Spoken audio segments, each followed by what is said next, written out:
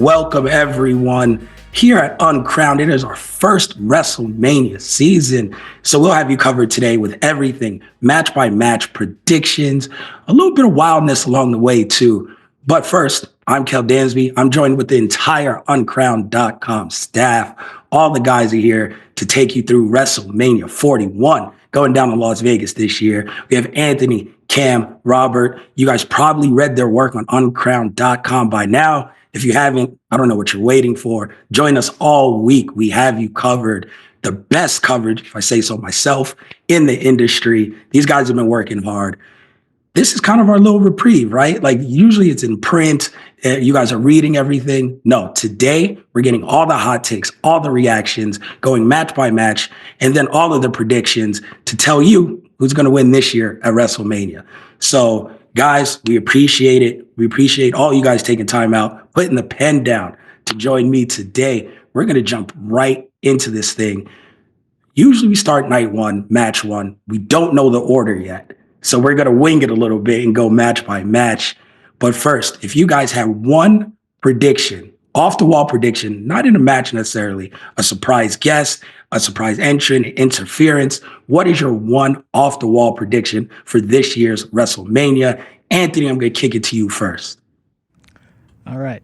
Kicking it off with the off the wall prediction. I'm going to say that Roman gets involved in Cena versus Cody. We've got this thing with The Rock where he is in the three fingers. We know it's The Rock. We know it's Cena. Who's the third man to throw it back to the NWO in 1996? Roman gets involved on night two. Like it. The story continues. Cam, what is your off-the-wall prediction for this year? I think somebody firmly established in NXT has a very big role in WrestleMania. That's specifically what I have, with no more words attached to it. No inside information there. Okay. I feel like they were hinting at something. Robert, what is your off-the-wall prediction for this year's WrestleMania? Okay.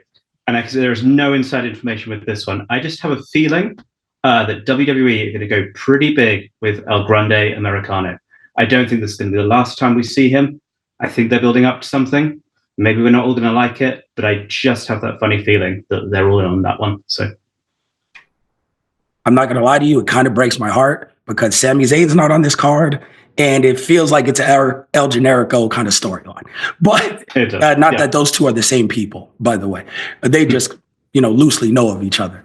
If I had to give my surprise for this year, it's not like a huge surprise, but I think it's going to get a big pop. I'm going to say Becky Lynch returns and she cost Charlotte the win in that match. The way everything is played out, we've all seen the build. Charlotte, to me, I think was kind of on the way, and we'll talk about this, to winning another championship, another year. But the way it's played out, it just seems a little tricky. I feel like I'm getting worked. And to have someone come in and save the day and have a huge pop, I think it's the perfect time to bring back Becky Lynch. So I think we see the man return, call Charlotte, kind of a horsewoman thing going on there again. And then we let Tiffy have her time and go on to bigger and better feuds. So that's mine. Talking about that, we have our first match. It is a women's match. Night one, we're starting with Jade Cargill versus Naomi. Is it weird if I say this is the best build on the card so far? I feel like people have complained about every other match, every other build. Some started off slow and gained traction. And we'll talk about stuff like that. Jey versus Gunther, who's really hitting a high mark. Some have started good and kind of tailed off a little bit. This one is perfect timing, perfect for both. Naomi coming back and finally getting the showcase she deserves. And then, of course, Jade signing, supposed to be a big deal. This is her first WrestleMania to really stand out as a solo star. So getting right into it, we'll actually go and start with you, Cam. How do you see this playing out this year? And do you think Jade will be ready for the moment? That's where I think somebody gets involved. Say it really quietly on the mic like that. I do. I think that a big thing that I talked about in Jade even coming over was it's been on-the-job training for her when she was at AEW. And now, she kind of has the PC. She has Well, she's always had the Nightmare Factory, but she's had, a bit more involvement with what WWE wants specifically. And I think enough time has passed. I think it's so significant, the spot that they have her in. This is the second ever women's singles match at WrestleMania without a title. The other one was a cat fight. And so they really seem to be really invested in her. She's working with Naomi, a veteran who's probably doing her best work. So, yeah, I think Jade's ready for the moment. I think that, the Jade babyface train is going to roll. And, man, Naomi has really smoked this heel turn. I think Jade might get a little help. But, yeah, I think Jade kind of takes off going forward. No, I mean, I like that prediction. I feel like we are really going in a good direction for Jade. Anthony, do you think this is her time to shine, or is there any chance Naomi kind of ruins this and takes the W? Because she is the veteran. She doesn't have 10 more years to do this necessarily, and she might. Hopefully, she does. But Jade is positioned to do a little bit bigger and better things. Do you think this is somewhere where Naomi can kind of take this win and Jade get that babyface rub and the underdog story? I think Jade wins here on Saturday. She is being presented in an incredible way. Ever since she came back at Elimination Chamber, this has just been the perfect build for her. And she's got the perfect opponent in Naomi, who has been cooking. Cam talked about it. You talked about it. She has been on fire going back to last year. She had a few bangers against Nia Jax on SmackDown for the Women's Championship. She is just really hitting her stride. She is selling this heel turn. It's going to be a great match. But I don't think Naomi walks out as the winner. I think this is Jade's moment. This is her singles time to shine. Like Cam said, get that train rolling, and we will just keep building and building and building her to be this monster star that we all know she can be. Robert, are you making this 3 for 3? How are you feeling on your side of that? Yeah, I think we've got to go 3 for 3 on this. I mean, all I would say, and I think, you can say this about pretty much any other fight, but just the thing to remember is they do need things to run back. We've got an event in less than a month called Backlash.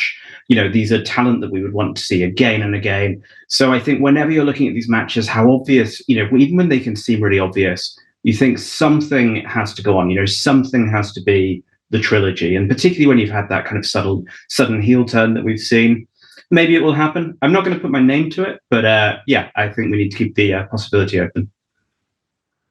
All right, I guess I'm not going against you guys. I'll pick Jade to win this one too then. I mean, I would love to see a good Austin and Brett. Granted, we may never see this again, but a great double turn in the match where Naomi attacked her. Obviously, Jade has been playing the babyface, but if they could somehow turn it around on the crowd, that would be amazing, because I always think Jade is a better heel than she is a babyface, going back to AEW. So it's much like Charlotte Flair. Every time they try to make her a babyface, it just really doesn't work out that well. I'd like to see Jade be the heel, chase people like Bianca, like the other horsewomen. Just go and be the monster heel that I know she can be. And I think that's the best route for her. So I don't know how we get there. I don't know if we can do that at WrestleMania. That's kind of what I would like to see. In the second match, we have a brand new debuting superstar on night one, and that is El Grande Americano making his WrestleMania debut against the Lucha legend Rey Mysterio. Robert, we're going to go back around your way. What do you expect from this new WWE superstar who just debuted, 2 months ago? Without much build, much fanfare, what do you think he's going to bring? Mm-hmm. See, I don't know if I'm in danger of reading too much into this, but today we've had the comments about a potential event at PLE down the line in Mexico. I think you've got these luchadors popping up all over the place.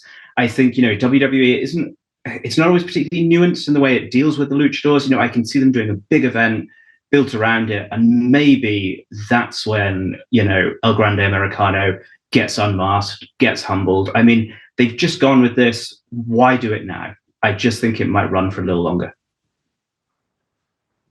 Going to Cam. So why is Rey Mysterio the perfect opponent for his WrestleMania debut? If we're taking this longer, shouldn't Rey Mysterio be the final boss of Lucha? What is going on? What is your thoughts on this match? Man, if you don't stop the cap. No, in all seriousness, when you look at the talent just involved, I think that El Grande Americano, I have to say the name, I guess, is proven to be one of the top athletes they have, even if it's in a short time. And it's somebody who he wrestles a lot like this other guy that they've had for a long time, who came very close to being a singles champion, who had an amazing time in NXT, who had a great early SmackDown run as a tag team wrestler. Them being so similar. And, Rey Mysterio, everybody's timeless until they're not. I think you have to get what you can out of a big star like that while you can. And so I think this has a potential to really be the match of the night with the talent involved. I'm amazed at what Rey can still do 30 years after he really started to set America on fire. I think these guys are really going to go crazy. I'm really excited to see this. Anthony, everyone is looking forward to this. My question to you is, does Chad Gable interfere? How does he play into this? Where do they come in? Do they help El Grande Americano in this match? Who? Chad Gable? I don't know who that is. I only know Grande Americano. We've never seen them both in the same room, but listen, I'm just saying they're not the same person.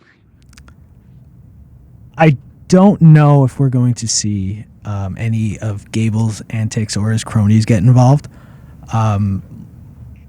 It would steal from this match. Like Cam has said, this has the potential to steal the show very early on Saturday. Rey is a legend. El Grande Americano is great in the ring, and he has gotten over myriad gimmicks throughout his career, however long or short we choose to believe it is. So I hope there's no interference, only because this really does have potentials to be a multi-star match, and maybe it's a launching point for Rey to get another run, which I would love to see because he deserves it, and he's been kind of on the fringe lately, on the sidelines with LWO. So get him back in, let him get a big run, and let's keep riding this Grande Americano wave, win or lose. So you mentioned that. I'll go back around, Anthony, then Robert, then Cam. Give me your official predictions then for this match. I'm going to go Rey on this one. I think he can really use this as a launching point for the rest of the year, and Grande Americano needs to sort of move up that mountain of lucha stars, and he's got to work to build it. Like we've talked about, Rey might be the final boss of them, so he's getting a shot early. He can lose, and then it makes a win later on in the year that much more meaningful. Robert, what's your prediction? I'm going for El Grande. It's got to be. Yep. We're split. Cam? The fun is in El Grande Americano getting exposed. That's where the fun is. I feel like the exposure can happen after the match. So I'm going to say he wins. I think that Rey's one of the few guys who can survive any loss and come right back. So I think El Grande Americano wins, but hijinks after the match.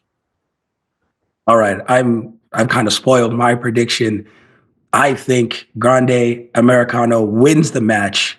He gets unmasked, and it's not Chad Gable. Chad Gable then comes out, and they celebrate together.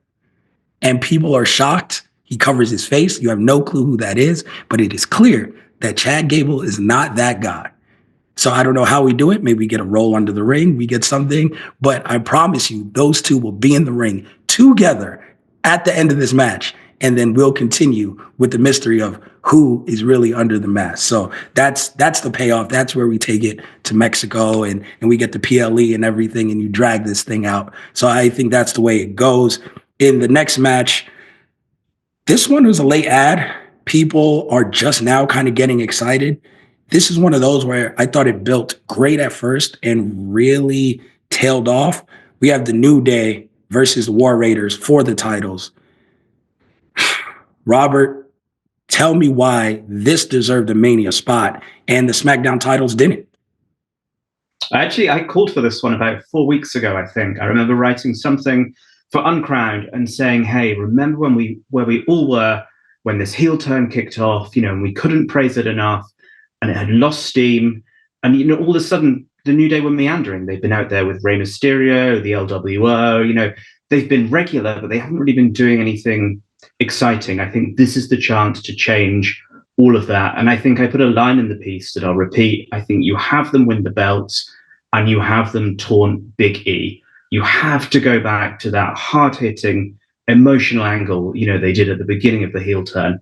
And I think that's what you need, that payoff, them winning the belts, walking out and actually getting the crowd booing them like they did, all those months ago. That's a lot of people booing them. Mm-hmm. Anthony, do you agree with this? Do you think the New Day have to win to continue this heel angle that kind of was on fire and then just forgotten about? Cosign 100%. Get the belts on New Day. Revitalize this heel turn. It was one of the most talked about moments earlier on in the year, and then it fizzled out. War Raiders are great. They can put on great matches dating back to when they were in NXT, but they're not it. The tag team division is that much better when New Day is the champions, heel or face. So give them the straps, send them to the moon. Let's go, New Day. Yeah, Cam, you're last up here, but I feel like the tag division has kind of been missing that star power. I love all the new tag teams. I think they're great in ring. We've had some good matches, but man, it misses the days of the New Day, the Usos, those type of teams carrying it. And we kind of need those teams to put the younger teams over. So do you think the New Day gets these belts and runs crazy on Raw for a little while? I do think they win. As much as I love the Street Profits, Motor City Machine Guns, the list goes on and on. There have been two main event tag teams the last decade. It's the Usos and the New Day. And so, like Anthony was saying, like there's the whole Big E involvement and how much everybody loves Big E and how that's one of the most emotional stories that's been told, especially on Raw, but probably in WWE in such a long time. I do think they win. I do think they have an emotional attachment that you can't replicate. So, yeah, I think they win. And then we get them, like, who knows who they could face as baby faces, but like I'd love to see them and the Creeds. Like I'd love to see something like that, just super athletic. But yes, I think that they win because not only can they put on the great matches, but they can tell the best stories. All right, I think we're all in agreement. The New Day have to win, and this is their moment, right? To say we can do it, and we can do it without E. Take it a step further. And that's the biggest thing, like Robert said, like you rub it in his face. Everyone thought we needed E to win, and we don't. We can do it by ourselves. And E's my guy, but it's such a good part of this story. And eventually, I would love to see him bring someone in, like Cam said, a babyface team to kind of defend his honor, right? Like let E be on TV a little bit and say, these are the guys who I'm putting up here to defeat you guys because you've been talking too much trash and I can't do it. So I love the possibilities there. I think, all in agreement who wins that. This next one is a little more difficult. LA Knight versus Jacob Fatu for the United States title.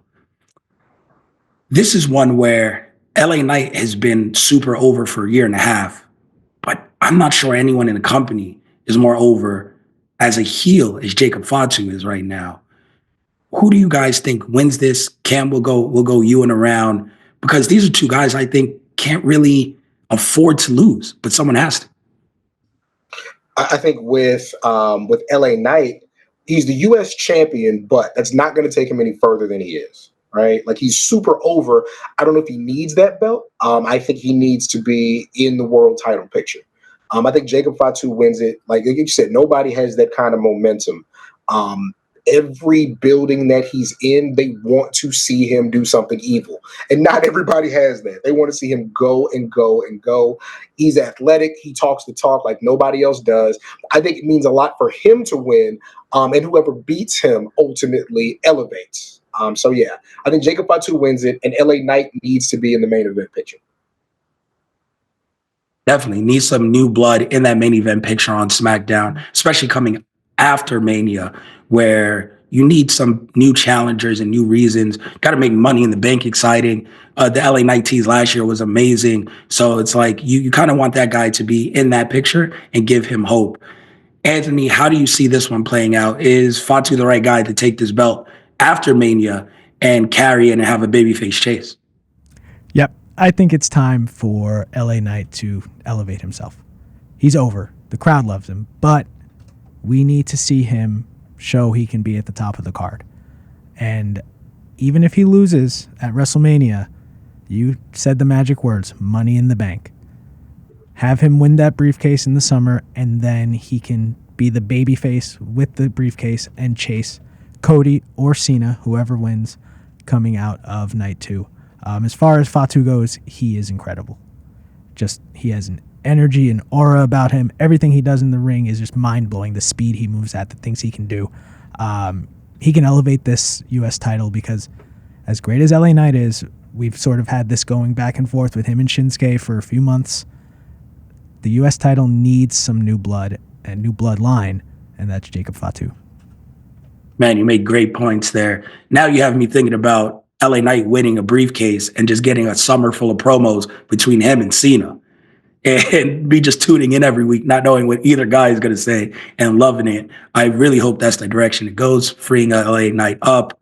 But of course, Robert, do you make it 3 out of 3? Do you think LA Knight's time is to drop this belt and go on to better things, kind of like we saw Gunther do last year?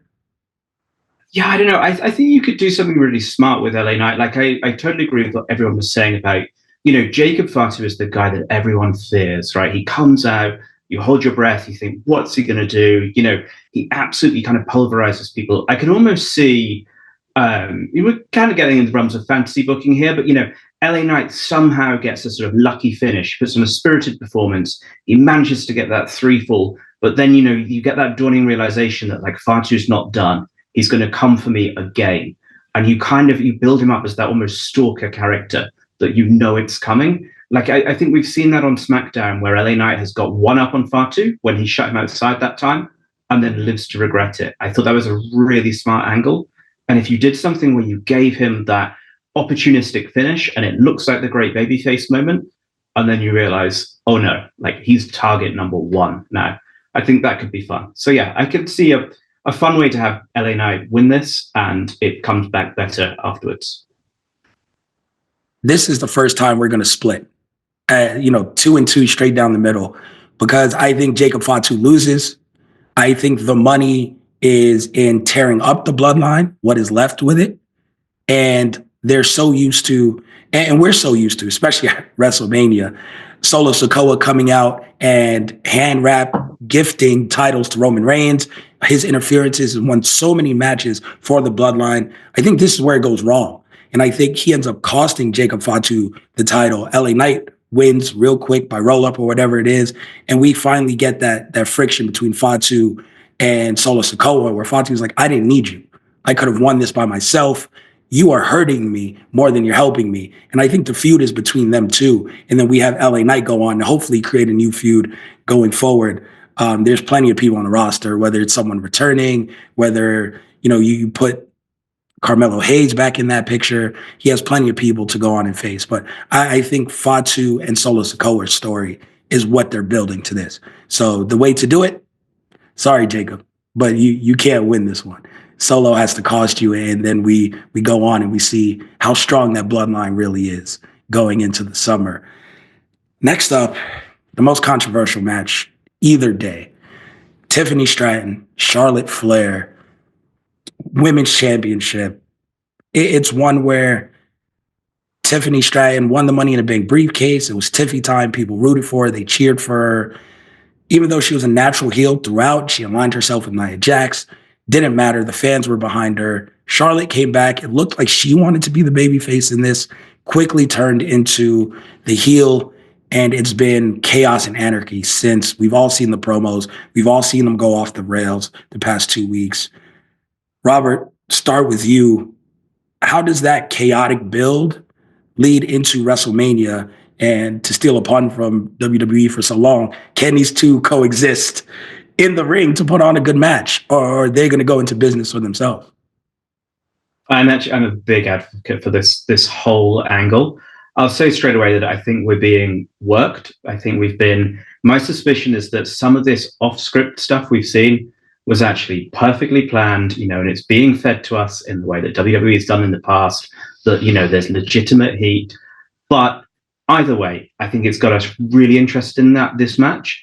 And I'm not sure we would have all said that if we were sitting here a month ago. In terms of how it goes, I'm going with Tiffany Stratton. I think she's an exceptional talent. She's really, really good, and I just think, yeah, it's her moment. You know, we've seen them with women's champions. Sometimes they give them the big prize perhaps earlier on in their career than they might some of the male competitors. You know, and they take it back. We saw that with Rhea Ripley a couple of years ago. I don't think this is happening this time. I think this is it. She's a major talent. She's arrived, and I think they have to celebrate that moment in Vegas.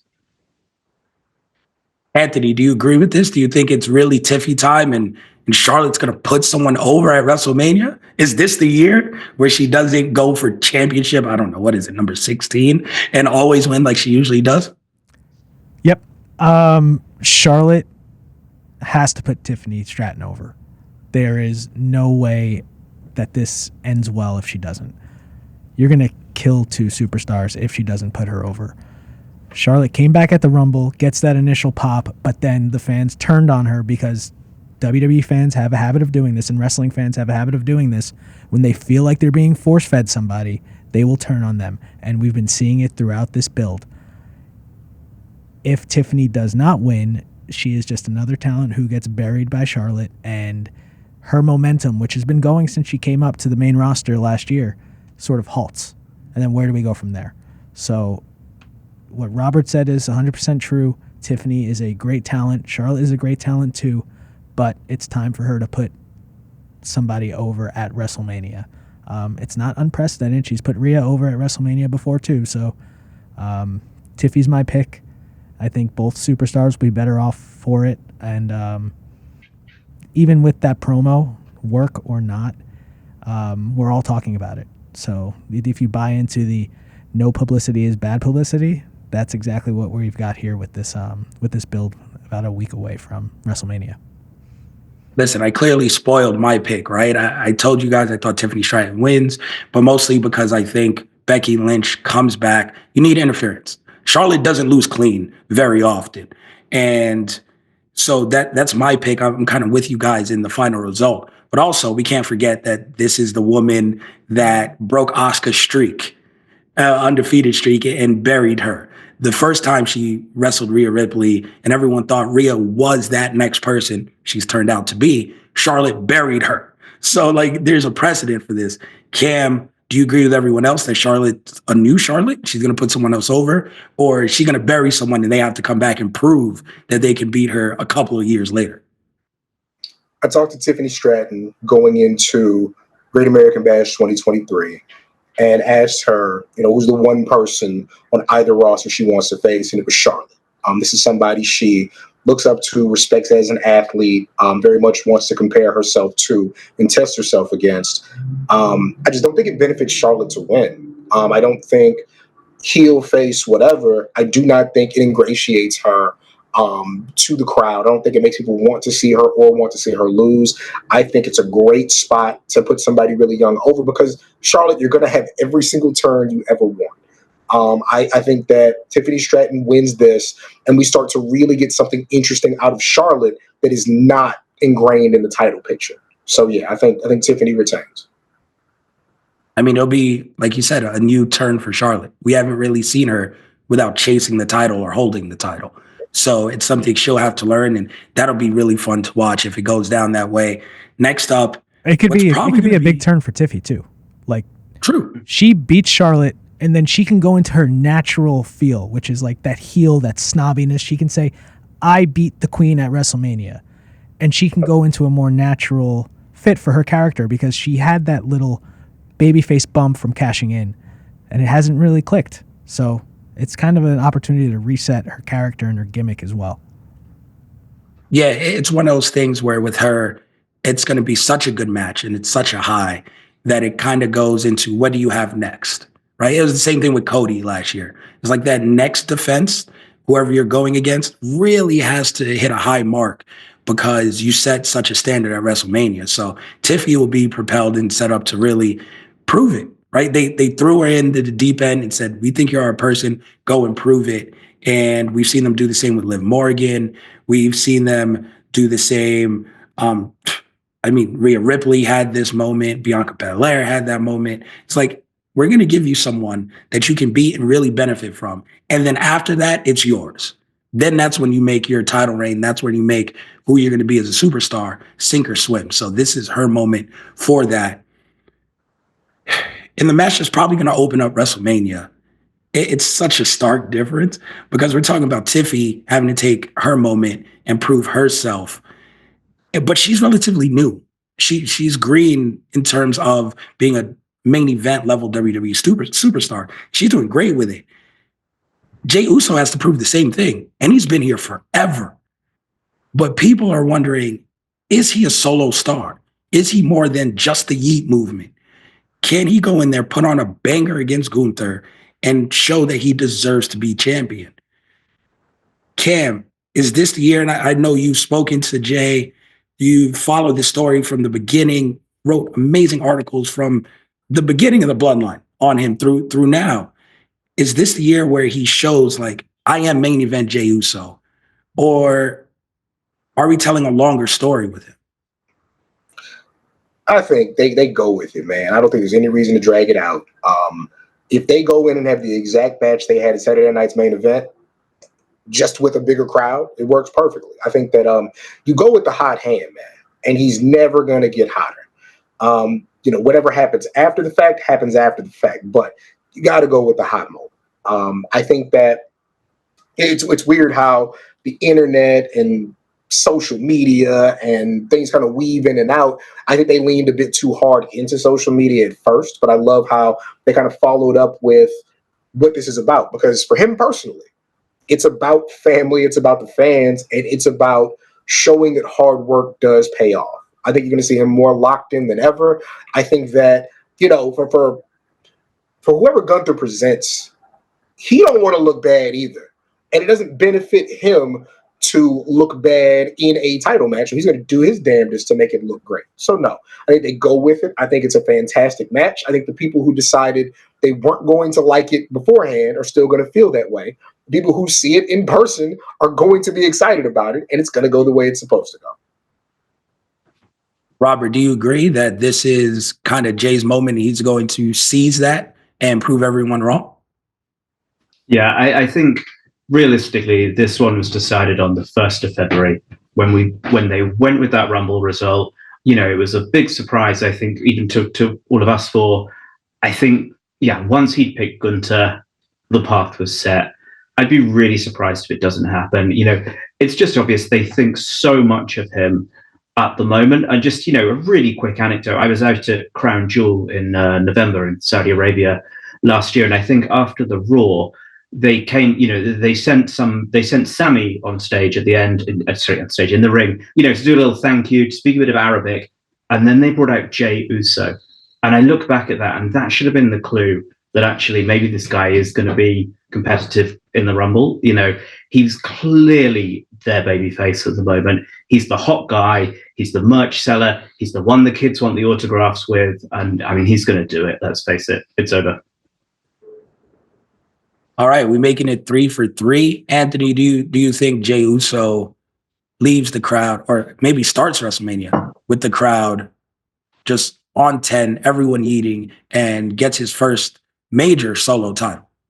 Yes, Jey Uso wins this match. I don't know if you start Mania with it, only because you run the risk of starting at that 10 or 11 and the crowd maybe being a little bit tired, because Mania is a marathon. You're looking at 5-6 hours each night. So maybe not the first match, but possibly, you have it go on third to last. You have a little bit of break in between, and then you have the triple threat as the main event. I want to touch on something that Cam said, that this is about family now. And we really saw this feud take a turn 2 weeks ago when Jimmy Uso got bloodied and it sort of snapped something in Jey. And then he had that promo last week where he threatened Gunther, and it sort of felt like for the first time Gunther was the one being chased. So I think that was where the switch flipped, and I think we're really going to see something special between these two. And then my prediction, beyond just who's going to win, we can maybe see Gunther take a little bit of time off. He has been going nonstop for a long time. So he loses at Mania, goes away for a couple of months, and then he can come right back in, get his rematch, and be that menacing threat that is going to be needed at some point later on this year. No, I like that. You guys have just flipped me. I'll be honest. So I was picking Gunther. I'm picking him to win outright because every story doesn't have to be a happy story, right? Like I'm sorry, one of those internet people who doesn't think Jey Uso is the greatest single wrestler. I think he deserves it. I think he's gotten over, and that means a ton in pro wrestling. But he'd have a great night. It reminds me of Zack Ryder winning the Intercontinental Championship in the ladder match. And then it's yay, Zack Ryder, he finally won it, lifetime achievement. And the next day they're like, our champion, Zack Ryder. And he's gone on to do amazing things. He's a great pro wrestler now. But in that moment, it's just they had no plan the next day. And it fell flat on their face. And it was like, okay, what do you do? As you guys were speaking, and I keep spoiling my later predictions, but you need something for it to go on. And like Cam said, like Anthony said, this is about family. And this bloodline story is never going to die, right? Like they're finding new angles throughout it all. If Jey Uso becomes champion, and this is where you guys flip me, it's like, what's next? Well, now it's clear to me. Roman Reigns is next because Jey was always little bro to him. Jey was always the right man to him. Jey can never beat Roman Reigns.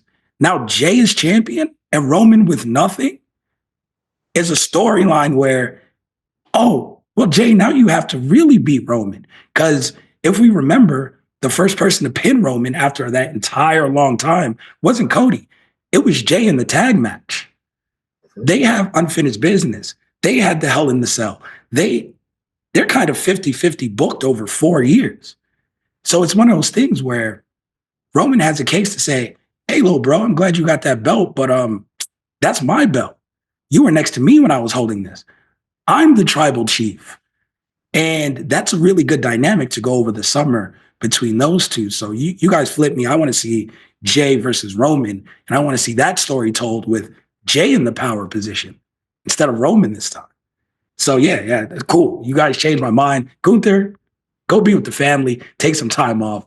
I feel like this is something where we'll see a lot of bloodline stories told from different angles over the summer. And I think that'd be a really dope way to do it. I just mentioned Roman Reigns. To get to Jey, and I'll kick it off and then go to all of you guys, he now has to win this match. So I know CM Punk's first main event. We have Seth Rollins, who's kind of always in his positions, but shout out to Seth. He's so good. He can always eat the pin. He's in a position where he can take the pin for Roman. They have bad blood. He's a guy that they're going to continue feuding. Maybe that's a solo match next year in Mania. And Punk gets what he needs. Punk gets his opportunity to main event. And even when he was in AEW, I'm not sure Punk ever was like, I need to be champion. It was like, I'll do it if you want me to, but it's not something he needs at this point in his career. Roman winning this match and saying, I'm now a number one contender. Yo, Jey, let's get this going, I think is the way to go. So I got to see Roman winning this triple threat. That said, Anthony, how do you see this triple threat going? And do you think Roman's the one victorious? Do you think Punk needs it more? Should Rollins finally get his WrestleMania moment outside of, stealing the title on a cash in? Like, what are your thoughts? Who needs this most and who's going to win? I hear what you're saying about Roman, but I think it's got to be Seth Rollins. He is the ultimate opportunist at WrestleMania. We saw it at 31 with the cash in on the Money in the Bank. And he got over on Roman then. He can get over on Roman again. And for me, that's the feud out of this that I want to see. I want to see the Shield brothers continue to fight. At the Royal Rumble, when they had that moment, the camera caught them, and that was the moment social media was talking about outside of Jey winning. It was like Roman and Seth. They've been tied at the hip. We've gotten Punk and Seth, and the matches have been great, but I'm done with that. Let's move on. And it's all building for a bit of a heel turn for Seth Rollins with the Paul Heyman involvement and the tease of now you owe me a favor. The Visionary is going to walk out of WrestleMania as the winner, and he can be a great first foil for Jey before we get to a Roman program potentially later. And we talk about who can take the pin. Roman can eat a pin. He will be fine. everyone is still going to be singing Cult of Personality every single time CM Punk's music hits, so he doesn't need to win. He gets his Mania main event moment, and Seth gets the rocket strapped to his back once again. I like it. I mean, that's bold. Roman's eaten 3 pins in like 5 years. So that's a bold prediction, to say the least. Cam, do you think Seth is the guy to kind of get the rub in this 3-way match, or you go with someone else? I don't know if you saw that. I was just pointing at the screen as Anthony was talking, because I echo all of that. I think somehow Seth leaves with Paul Heyman, and Seth is big time heel once again because he's been angry, he's been frustrated, he's been trying to fight off these two guys both physically and emotionally, like, for a very long time. And yeah, I think he goes into the summer back as one of the top, if not the top heels. And yeah, I think him and Roman, I really think that is your SummerSlam main event. Yeah, I think Seth Rollins wins this match and somehow leaves out of there with Heyman. Right. All right, Rob, we're making this 3 for 3. Where's all this Seth Rollins love coming from? To me, he's like Shawn Michaels, right? Like, he's the guy who has a losing record at WrestleMania, but you think fondly of him. I guess this might be his year. What are you doing in this match? So what I really liked about what Cam said, and why I'm inclined to agree with him, is it sets everything up to do Roman versus Seth properly, one-on-one, big stakes match. There's a reason we had that amazing shot at WrestleMania 40 last year with the echo of the chair shot. So I could definitely see it playing out exactly as Cam said. All I will say, though, to caveat it, is this is clearly a match they've set up with a story in mind, knowing exactly what they want to do. All of the storytelling is going to happen in the ring, and there's going to be, a really specific outcome. And I think in some way trying to guess that is really difficult because, they've clearly come into this with a super precise idea. Yeah, if I had to bet, I'd go with what Cam said, but I wouldn't be surprised if it's something that none of us have predicted. So I'm going to say Seth, but yeah, quietly. All right, I'm standing on my own island. It's okay. I acknowledge myself because I still, again, you guys make great points. I think Roman is that guy to win, though, and I think it's going to give that moment. Right? They're all about moments. Call me, a fantasy booker. Go ahead. Kind of a wrestling conspiracy theorist. But I just can't get over The Rock doing the throat slash with the 2, right? Like the 2 means something. It's like he has a 1. He came out on stage. People forget this. He came out on stage like randomly in September, put up the 1. He does the throat slash with the 2. And then it's like, all right, what's that third thing? And I think the moment is not only Roman Reigns winning, but you got to separate him from Paul Heyman. And the reason you're doing that is because he's going to align with The Rock, and he doesn't need Paul Heyman anymore. So Paul can be with Punk. He can be with Seth after this. Paul can go, and he should be with Braun Breaker. He can have a different Paul Heyman guy. But I think Roman Reigns is the one that is not only going to stand tall on Saturday, but come out on Sunday and stand tall with him, The Rock, and Cena. And that is your last moment from this year's WrestleMania. Spoiler alert, we'll get to Sunday. But it's one of those things where you want a picture, you want something to last decades. You have the 3 biggest stars since, 2000? With The Rock, Cena, and Roman, all standing arm in arm as heels in the middle of the ring. One guy holding a belt, another guy holding a belt that he created himself that has a bull on it, and then the other guy about to chase for the other belt. And you have that new age corporation, corporate Rock feel. And I think you have this this insurmountable group that people are now chasing and trying to tear down over the next year or until you get to December with Cena, right? So it's one of those things where I can see those 3 kind of being the narrative of Mania and standing together, and now you have these baby faces having to take them down. It's so almost like you bought into my wild prediction from earlier on in the show. Hey, listen, we got plenty of time. Anytime you feed into anything that I think is right, I'll be happy because I'm notoriously wrong. But I like throwing these out there because, again, we don't know what's going to happen. They can go so many ways. And that's a precedent to how they built Mania this year. A lot of people complain about the build, but the best builds are the ones you don't know what's going to happen. Whether you like it, whether you don't like it. When you don't know what the outcome is going to be, then it's a good build. So I think Triple H has kind of set that up going into this. And we're going into night two. So plenty of matches to talk about there. I'll be honest, this is going to be my least favorite match already on the card. I hope I'm wrong. I hope they end up doing well, but it's just nonsensical to me. Liv Morgan and Raquel Rodriguez versus Bayley and Lyra Valkyria. Bayley and Valkyria doing a can they coexist tag match makes no sense to me on the grandest stage. This is, we got to get everyone in here and how do we get every belt represented instead of what makes the most sense. And I thought those two were great for an IC title match on their own. And the women's tag titles could have went in a different direction. This just feels like you're shoehorning that to further a story and really doesn't do anything for me. So I think there's only one logical outcome. I want to hear what you guys think. Anthony, how do you think this one plays out in the tag match, and what does this mean going forward?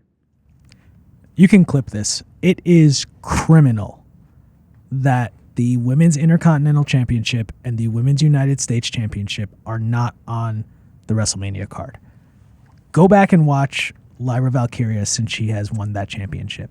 She has put on great match after great match after great match.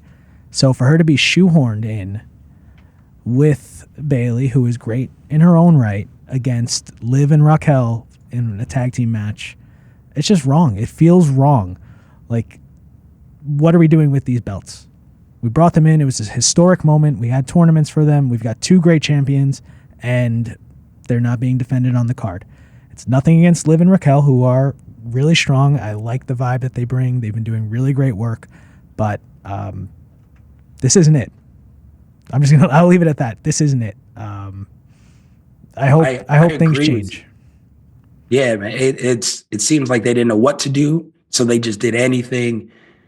Cam, let's get a little uncomfortable here. Is it honestly possible for them to properly book all of these women's titles? Because the roster is huge and it feels like there's enough talent there, but are there enough people in the back devoted in WWE main roster to women's wrestling? Because it seems like there's plenty of people in NXT devoted to this. They have non-title feuds, they have belts, everything's going. Even their tag team women's division is looking great right now. There's a disconnect between NXT and main roster. Is there something where there's credence to what people are saying, where Trips really has dropped the ball on women's wrestling and he doesn't care to get better? 2023 and 2024 were built around the Judgment Day as far as the focal point of Raw and in turn Rhea Ripley. And it was great. She was great. And it was really interesting to have a woman as basically the centerpiece of the longest running wrestling show. We don't know who Lyra Valkyria is. We don't. She sits in the crowd sometimes and she comes on and puts on a fantastic match, but we don't know anything about her. Speaking of Liv Morgan, who's super high on the story she had with Rhea. And she should be. She worked really, really hard on that. But we have so few stories about women that aren't rooted in men. And then on the flip side, you do have something really interesting like a Jade, Naomi, and Bianca. Then you come out of that and Bianca seems to be jealous of Rhea, seems to be jealous of Io, seems to be jealous of Bianca. It hasn't been great. And you have so much talent. This is the most talented, women's roster, I think, especially between NXT and the main roster. Can he do it? I'm sure he can. I don't know if he's super interested in it because, Chelsea Green does great work. Lyra Valkyria does great work. But when your great work isn't rewarded, when Lyra's put in is basically a 2-for-1, when Bayley, who, to her credit, basically was like she was the glue of the women's singles division for most of last year. It does feel like the people who are doing the best work, it's not being recognized. So can he do it? Yes. I just don't think there's a real focus on what it's supposed to be after you pass the world titles, after you get past the Women's World Championship, the Women's WWE Championship. I do not really think there's a great understanding of what it should be beneath that. Hopefully, this Naomi and Jade thing fixes that. And again, I think you might see some cool stuff come out of that. But hopefully this fixes that. But can he do it? Yes. It just, I don't know if the interest is really there. And just like Anthony was saying, it's criminal that you introduce these new titles. When the new titles came out, people have been calling for these new women's, secondary championships for years. And I said, does more titles mean more time? Because they're magically going to be a longer show. Because I don't think anything's really going to change as far as the focus goes. And so far, unfortunately, I've been right. Yeah, something has to change with this. Robert, I then ask you to kind of piggyback on that. Is the problem the titles, and that's the reason, or time that they're not on the card? Or is it the problem the champions? If we're being honest, Lyra is a great champion, great worker. And we see this in AEW. That mid-card title is on Mercedes Moné. So it gets all the time you want because they put it on a superstar, not on a worker, right? Like, you don't have the best worker with it. You have a superstar. If Jade is the Intercontinental title in 6 months, it's probably going to get time, right? Like, if Bayley was champion, she's probably defending that belt. If you have Charlotte pick up the Women's United States Champion, she's going to defend that belt and is going to get time. It is the problem that there's no space for a worker's title in the women's division. Everything has to be star driven. I think there's space, and I think there's one more grievance that needs to be aired here, and that's Roxanne Perez. She was fantastic at the Rumble. She was really great at Elimination Chamber. They were clearly building up her and Bayley across, I think, 3 shows at one point, Raw, SmackDown, and NXT. It's nowhere. So I think that's another grievance that needs airing. I think, the women's mid-card titles could totally have featured. And I think the way to do it, and we've seen similar things with the men's titles in the past, when you have these rising stars, what you do is you put a big name against them and you let them go over at Mania. It doesn't damage the big name because people forget about that it was them, but it really helps build up the mid-card titles. And the one I was calling out for, and I just think it would have been fantastic, would have been to have Nia Jax come back, let her loose on Chelsea Green, make the SmackDown crowds week in, week out, see their favorite cowering from Nia Jax, and then have Chelsea win somehow at Mania. I think it would have been fantastic. You need the star power to get those mid-card champions over. They're both brilliant. Lyra's fantastic as well. I'm surprised. Well, I mean, Lyra is featuring, but I'm surprised they're not defending their belts. It's a shame. Yeah, so are we all pretty much in agreement that they're not winning the tag titles and that they're just going to continue a program? All right, that's another. And the cool thing here, depending on how things go later in the night, the cool thing here is you end up with Liv and Raquel as champions, and then maybe someone else in Judgment Day as well. So you have your 3 Judgment Day champions, and you might have another male member of Judgment Day who's not a champion, and we'll see how the politics play out for that later on. But yeah, I think that's what you do here, is you keep the belts on Judgment Day, and maybe they pick up one more later on. Yeah, Judgment Day, like Cam had mentioned, dominated last year. Rhea's out of it, and they're still going strong pretty much. Still on Raw every week, still have championships. That's a faction where it seems like forever ago, where Edge was in charge of it, and I was like, oh, this is dead in the water. Like, this is weird. This is a Brood knockoff. And then now where we're at, it's like, oh, I was wrong. It's one of the best factions of the past decade. So they've managed to keep it fresh and keep it going. Let's see. We'll go to actually a former member of that group, and not Rhea, but Damian Priest. So we have him versus Drew McIntyre in a street fight. It seems as though Priest lost his title, but he's still in that upper mid-card main event scene, and Drew Mac, and they found a way to really make this seem like a blood feud, out here using real glass. Don't come and hurt me. No choke holds in the back. But, it's one of those things where they really built this and got people to lock in. Cam, do you think this is a sneaky contender for like match of the weekend? Absolutely. I think, Damian Priest was great in his role on the Judgment Day. I think if you go back and look at the matches that he had, both as just a singles guy and also as World Heavyweight Champion, those were really, really good. He's a guy who, as U.S. champion, you could see the trajectory they had him on. I think he's definitely held up his end of the deal as being, like you said, an upper mid-carder to a main eventer. Drew McIntyre is, locked in and focused. And, while it may seem like this isn't like the match that he wanted, he gets to go in there and be, strong and physical against a guy who can match that. So yeah, I think it definitely has a shot. It's a departure from all of the standard type matches that they're having. And so, yeah, with the physicality these two are willing to bring to the table, I think it could absolutely steal it.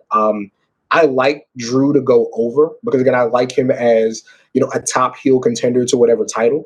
But yeah, I think this definitely has the possibility to really steal night two. Robert, Cam touched on this, and I'll go to you next, but there's not too many stipulations this year, right? Like we have multi-person matches, but there's not a lot of stipulation matches. So this is going to feel really unique on a 2-night card because they're one of the only two people where they can go out there, they can use weapons, they can really beat on each other. It has the feel of like a really quick blood feud. Do you think that sets this apart and we get a banger of a match this weekend? Yeah, I think you're right. And I think you said there's only one match that has a stipulation. I mean, this was the one that needed it, right? I just feel the shift in tone when they said it was a Sin City street fight, it just picked up. I think until then, people felt it was looking backwards, it was treading water. And then you hear it's going to be the street fight. Instantly, you think about that event back in Puerto Rico a couple of years ago with Damian Priest in the street fight. I think they can do something really, really special. But, they can't rest on their laurels. I think with Drew McIntyre, and I'm sure a lot of people here are thinking it, there was all this potential coming at the end of 2024. And he's just been underbooked, I think, in the Netflix era. There's so many things they talked up and haven't done. So I think, yeah, go out there, impress us, have us wincing, show a bit of blood, a bit of the, the dark stuff that we know Drew can do so well.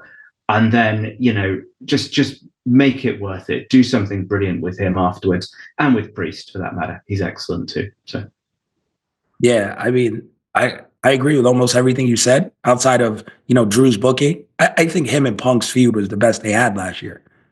And It was like a 6-month feud, but I thought they both were booked incredibly well. It's just, unfortunately, Drew lost that feud, right? Like someone had to lose. Dropped since then. Yeah, I think he's booked brilliantly throughout, the H2 of last year. I just wonder, does someone at Netflix have a grudge against Drew McIntyre? Because that seems to be the point where everything's really changed from his booking. We haven't seen the follow-up on that potential. And, I think all of us really, really rate him. And it's just, it's disappointing, but they're going to have a great match. So, yeah, he's a guy that's so hard to keep away from one of the main titles or in that circle because he's so good. Anthony, how do you see this one playing out? And do you think this is the match Drew needs to kind of elevate him back up to that level? Because now if you have a babyface Jey Uso as champ or, you're going forward, even these mid-card titles, we'll get to a match with a guy like Penta or just so many opportunities there, LA Knight, so many people looking for a good heel to chase them. And Drew's always that guy, right? He lends credibility to everyone. Is this the match to get him back on that road? Yeah. We talked about how this had a kind of a quick build, but let's throw it back to 40 last year. Priest cashed in on Drew. So there is beef there. There is some history there. So I'm in on it. And I point to Drew's steel cage or Hell in a Cell match against CM Punk last year. Everyone on Uncrowned had it on their match of the year list. We all rated that match really highly, that feud really highly. When Drew gets involved with these stipulation matches, these weapon matches, special things happen. I don't necessarily think he needs to win because I just think his look, his history, he'll always be a credible heel. He'll always be able to run in, attack somebody, and then boom, let's get him in a title picture, whether it's mid-card or main event. And the same can be said for Priest. It's going to sound like a dirty word, but he was a great transitional champion to get us from Seth and Drew for 5 minutes last year to Gunther since he took the belt from him. Priest is underrated, in my opinion, as a performer, as a character, as everything that he does has this magnetism to it. So he'll always be near that main event picture too, but I think Drew goes over. He does some really special stuff with the Sin City street fight. I don't like the name. I don't like attaching a city to a street fight. Just make it no holds barred. They paid falls $5 count million anywhere. to host it. They get their stipulation. So, Drew goes over. It'll be a great match. I don't always love the hardcore stuff.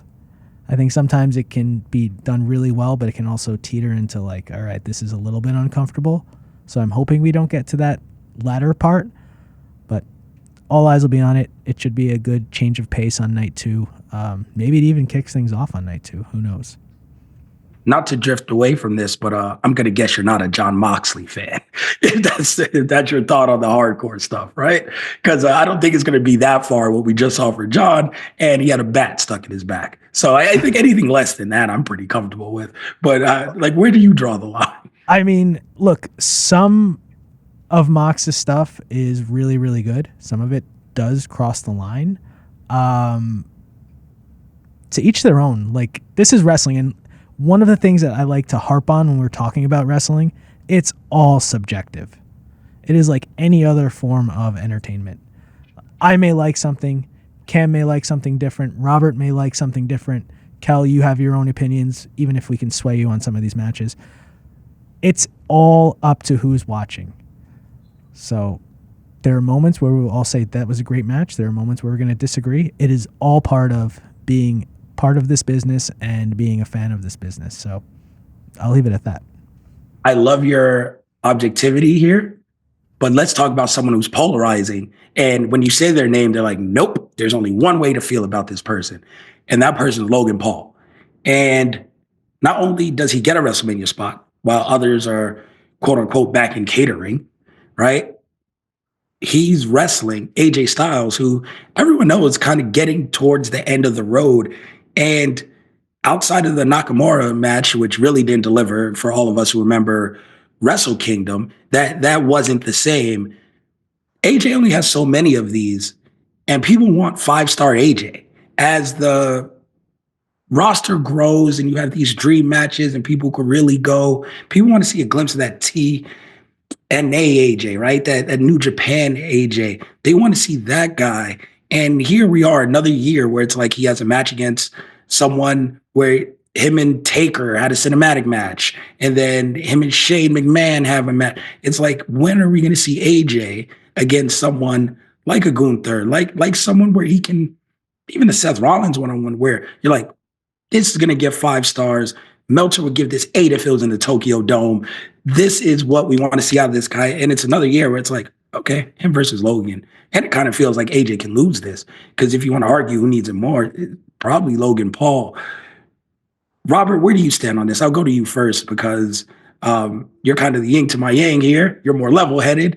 Do you have a problem with this? Do you think it's a waste of AJ Styles' talent?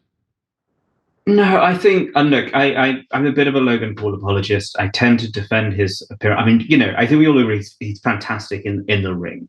Yes. And I think one thing he seems to be trying to do is almost, I don't know if you know the kind of the British comic book character, Mr. Ben. It's like he's trying to try on all of the different wrestling styles in turn. He's done a bit of kind of lucha work. He's done a bit of like the kind of big moves, Roman Reigns stuff. I think he's now wants to do a bit of technical. He did the ultra flippy stuff with Ricochet. I mean, I think we'd love to see him go up against Gunther and do some of the hard meat stuff maybe. But yeah, it seems that he's cycling through the different, the different methods of wrestling. I have no doubt that Logan Paul is probably a big fan personally of AJ Styles.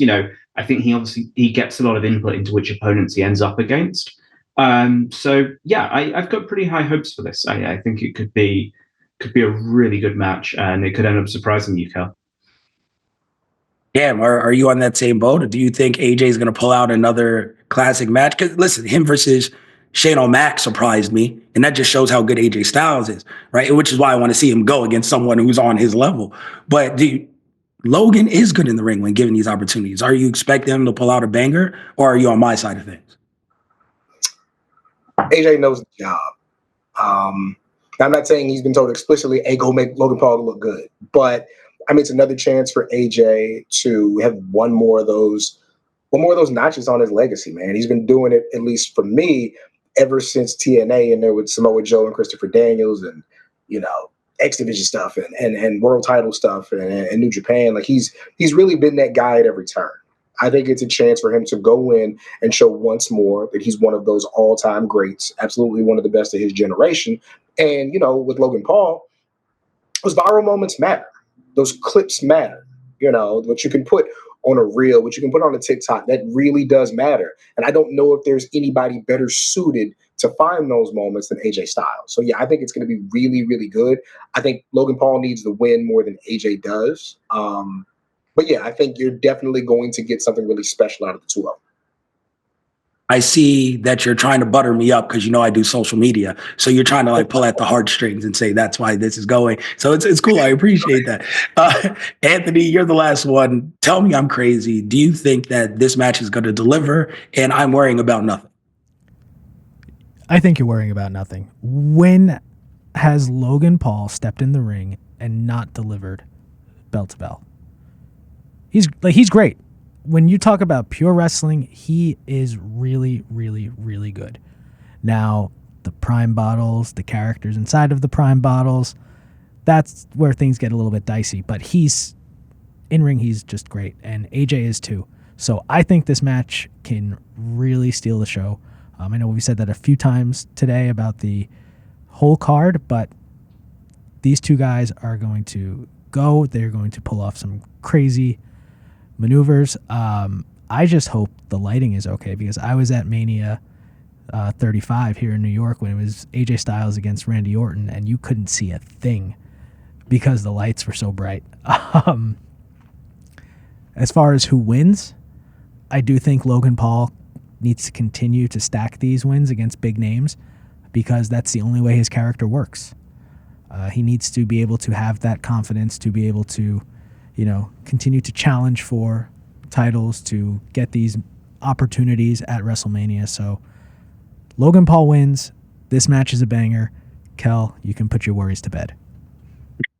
Well, thank you. You make me feel good. And even though I'm from New York is the worst venue for WrestleMania. That's not even a hot take. It's the absolute worst. It's freezing cold. You can't see anything. They blind you with the lights. It makes no sense. You leave at 4 a.m. You can't catch a cab out of MetLife. You can't. They make you wait for buses. It is the worst venue. Easily, hands down. It's not even New York. It's New Jersey. You have to go over the bridge. You're splitting two cities. Never again. No, let's just leave. Take SummerSlam there, right? I understand, but at least I'll wait outside when it's 80 degrees. Don't put me out there when it's freezing in April for no reason. The East Coast just got snow last week. Cut it out. Come on. So Vegas would be much better. Vegas couldn't have made you that soft. Just throw a jacket on. Come on. No, I barely own a jacket, but that's a whole different topic. The stadium here would be great. Everyone will watch it. I agree. I think Logan Paul wins. And again, AJ just doesn't need it. Cam, Robert, do you guys both agree? You guys are both picking Logan then, right? Yeah. Yeah, I'm going to go for him. Yeah. Logan Paul winning at WrestleMania against the legendary, the phenomenal AJ Styles. Yeah, that's going to make Smarks feel really good. So I can already picture Monday morning, all the complaints. Let's go to a match that's a little tougher to predict. The IC Championship Fatal 4-Way, Braun Breaker, Dominic Mysterio, Finn Balor, and Penta. Everyone here could win. And there's a good reason for each one to win. And in this one, outside of, Finn Balor being Pin Balor, no one really can take the pin here, right? So it's one of those things where everyone's going to look strong if they win this. And we talked about this earlier. Stories are going to be told within these matches. Maybe none more so than in this one. I'll toss to you guys first because I really don't know who I'm picking yet, to be honest. Anthony, listen, all the pressure's on you. Who wins this match and why? Because there's so much talent going in here. I'm going to pick Penta to win this match. I think we're going to see some shenanigans in the sense that Braun will be protected. He probably won't take the pin. But in my opinion, two stories need to come out of this. You need to get Braun versus Penta, Braun chasing to get his title back, and then we continue this Judgment Day rift between Dom and Finn. Now, maybe after, Cam, Rob, and you speak, I might flip who I pick, but if you look at the way Penta has been presented since he has come over, the pedigree that he has in the ring, even beyond WWE, the IC title fits for him. And it's a perfect chance to make the change. It's a perfect chance to elevate him in the Netflix era, which he has been a huge part of. So get him the belt, get 2 feuds out of it. But again, I can probably be swayed on this one. Robert, you kind of hinted and tipped your hand on this one, so we'll go to you next. Who do you think wins this one, and why is it Dominic Mysterio? Yeah, I think it's got to be him. I mean, I think what a WrestleMania moment it would be, like watching that guy hold up a singles title, particularly given everyone else that's in that match. To me, I think the setup it's set up to do that. As Anthony said, you protect Braun, he doesn't have to take a pin. I mean, you could even go for the kind of the old cliche of, Dominic, I don't know, Braun hitting a spear on someone and then Dom managing to toss Braun over the ropes and get the pin himself. You can do that. It's kind of cheap, but it does work if it's done well. And I think the big thing here is to really move this Judgment Day story up a gear. We've been seeing that the tension's building up, the stick with Finn and we win, the, Dom and Liv on the other side. Like, it's got a little irritating, and I think it's because, and this happens often in WWE, I think they know what they want to do with it, but they know they have to wait before they can do it. And I think what they want to do is to have Dom Mysterio win this title at WrestleMania. And I don't think you see the instant breakup of the Judgment Day, but I think what that does to Finn Balor afterwards, having to look across at Dom and Liv, really smug, both with gold around their waists, acting like they know everything, given Finn's pedigree and New Japan and all of that. I think that's how Judgment Day combusts. And I think that all starts on April the 20th with Dom Mysterio winning gold. Yeah, who do you think takes this? We have 2 different answers so far. And I know, again, senior writing, everything, you love the Penta stuff every single week. If it was up to you, man had even more pyro by now. They gave him half the budget, him and Cody. You're swinging at 60-40. If it was up to you, who do you think wins this one at Mania? I think it's Dom. I really think that the way that Liv played up the idea of Finn being jealous, there comes a point in that match where it shines through and she's like, yep, see, I told you so. And Dom finds a way. I think the best way to keep that story going is for Dom to be champion. I think Finn has the ability to show that frustration as kind of the longtime vet kind of chasing this brand new guy who he might not feel like deserves it. Because he's pretty much been in that role against, he's against Priest for a long time. I think he's very good at that.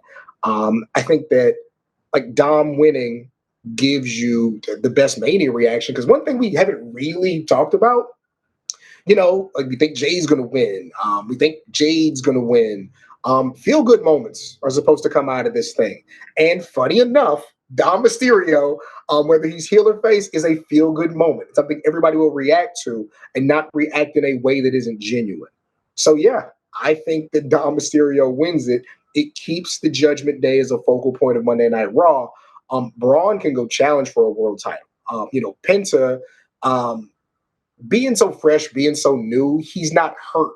If he does not succeed at his first WrestleMania, you're still going to get the chance to have really, really strong matches out of him.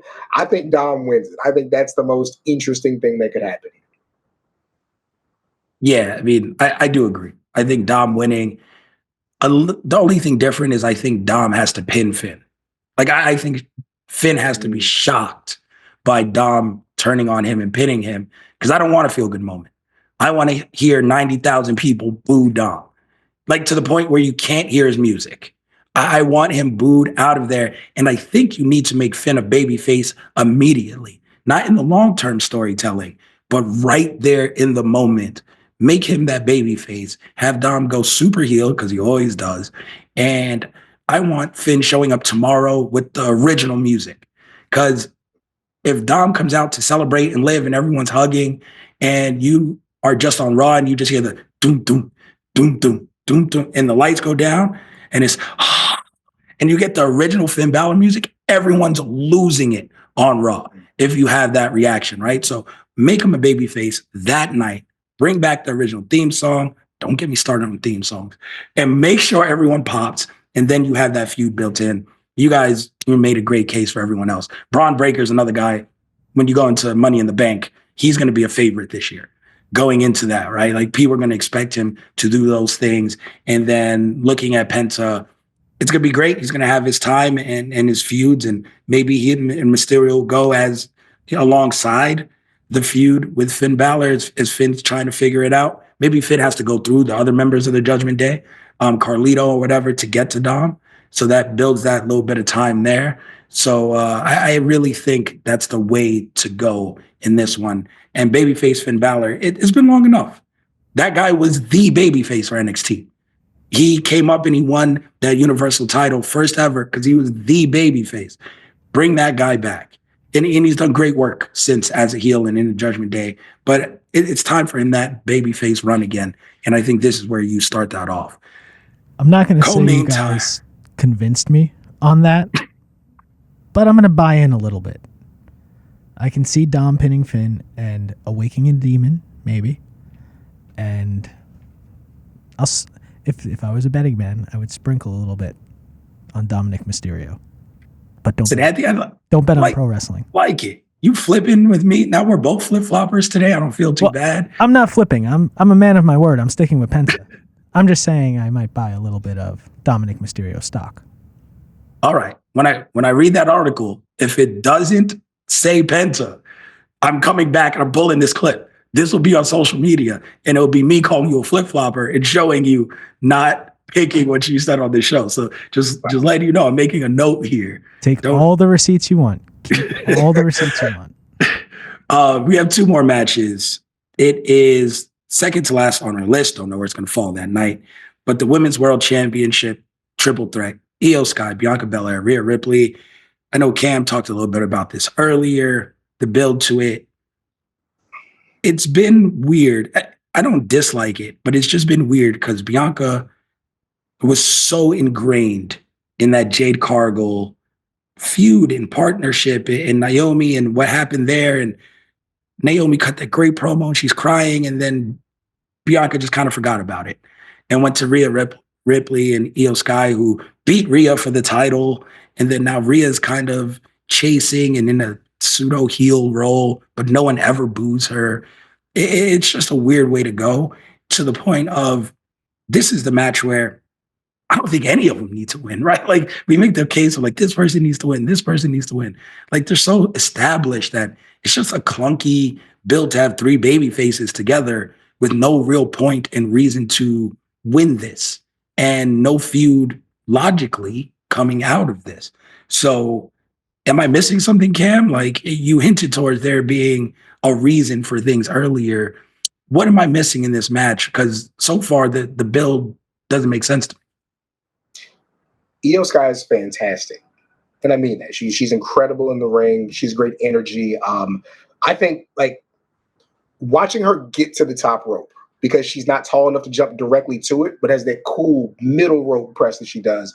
She's fantastic. It's not taking nothing away from her. The closest thing they're going to have to Austin and Rock is Rhea and Bianca.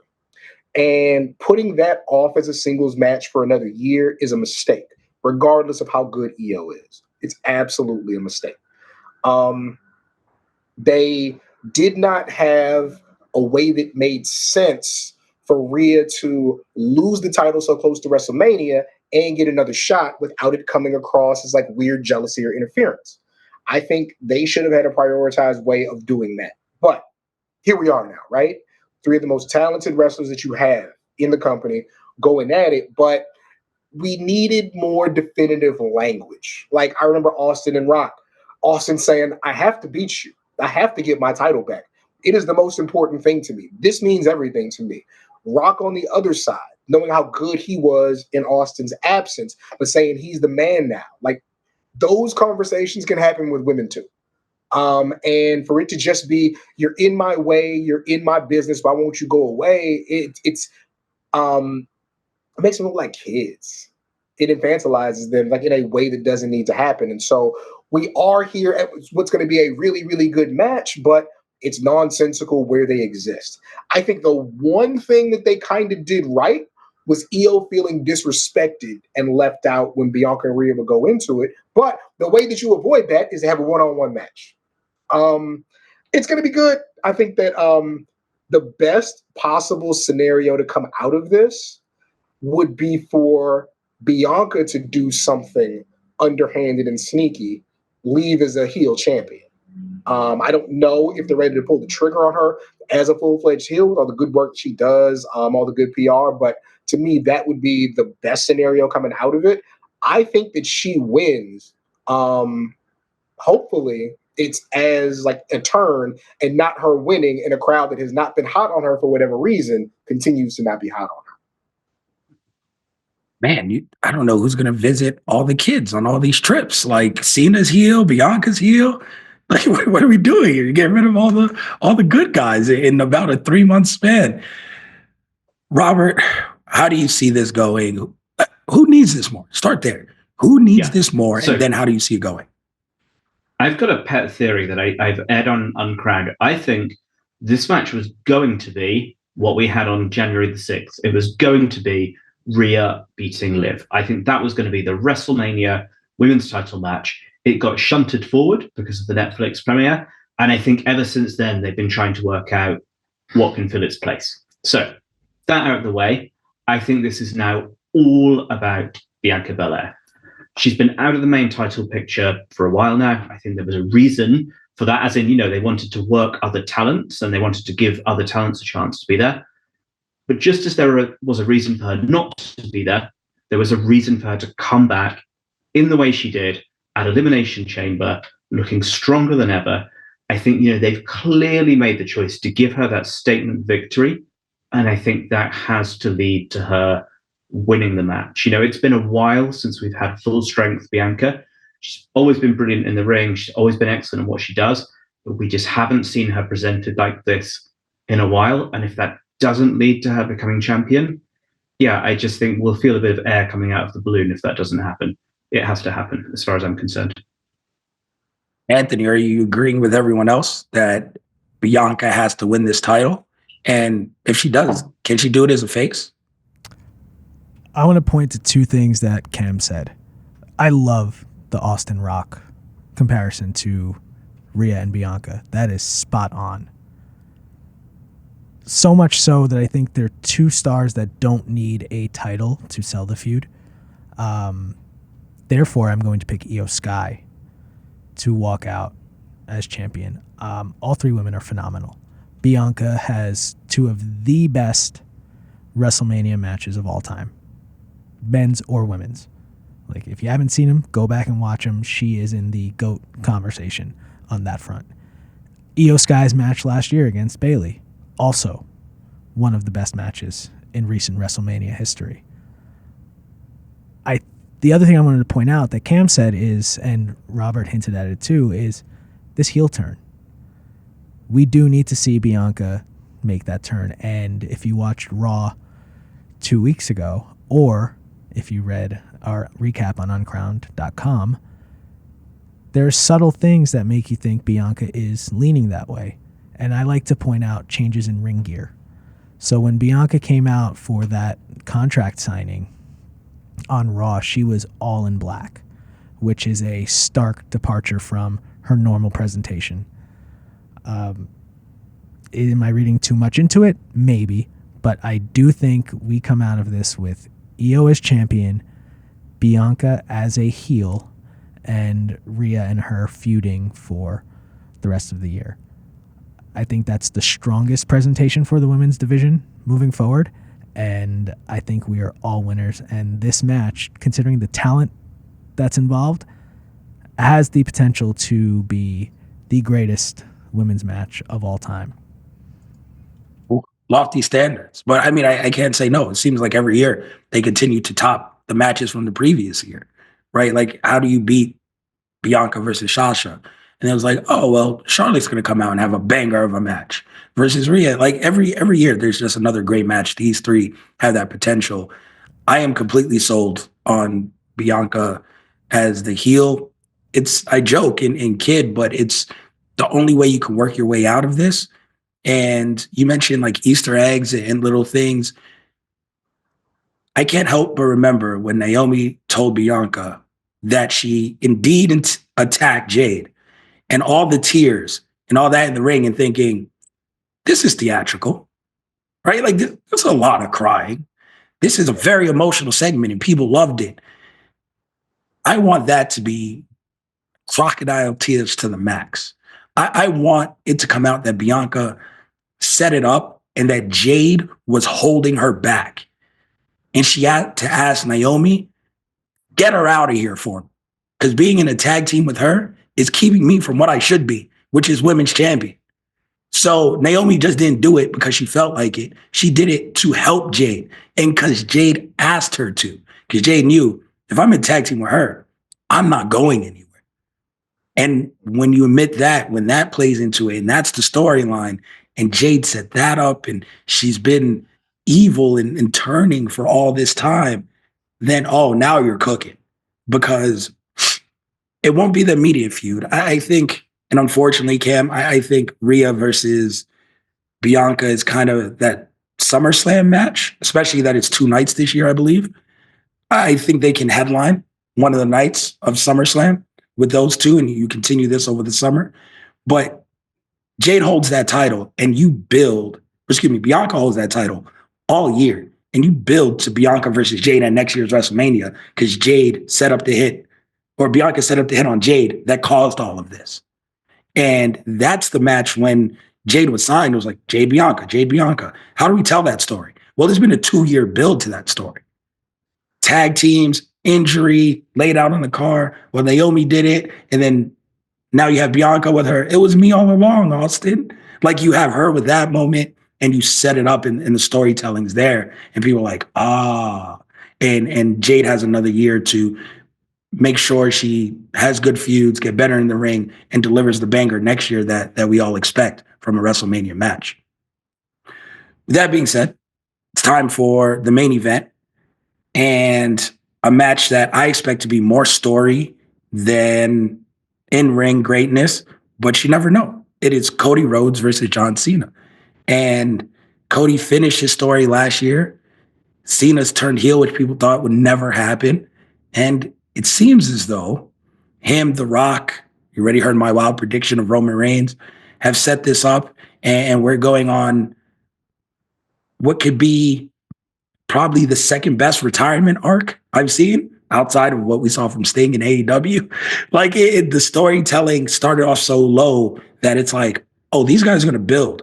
Because really, we haven't seen heel John Cena hit like he's supposed to hit.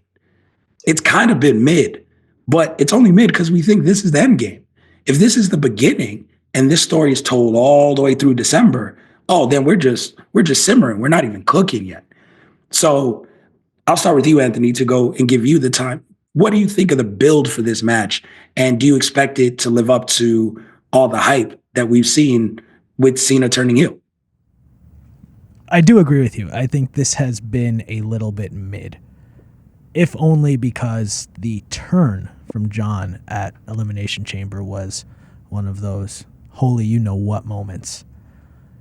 And we were so hyped for it, but then things lost momentum because his taping schedule wasn't necessarily aligned with the needs of WWE. So, you had Cody cutting promos by himself.